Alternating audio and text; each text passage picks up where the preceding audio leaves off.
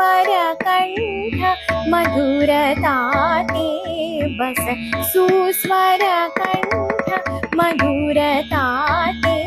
बस भयो सकल संसार तिहारे नमो नमो गुण गंधर्व चरण नमो नमो गुण गंधर्व चरण पलुष ग्राम सुखधाम निवासी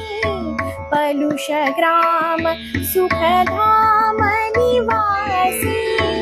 विप्र दिगंबरा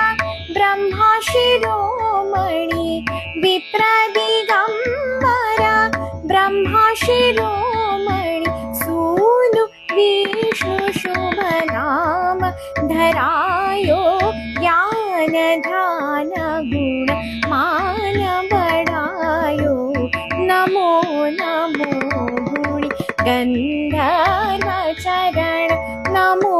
नमो गुण गंधर्व चरण नाद वेद सेवा व्रत धरि के नाद वेद सेवा व्रत धरि के जन गण मन संगीत जगायो परम पावन संदेश जतायो भक्ति भाव रस प्रेम सिखायो नमो नमो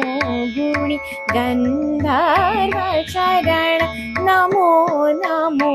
गुण नमो नमो गुण नमो नमो गुण गंधर्व चरण।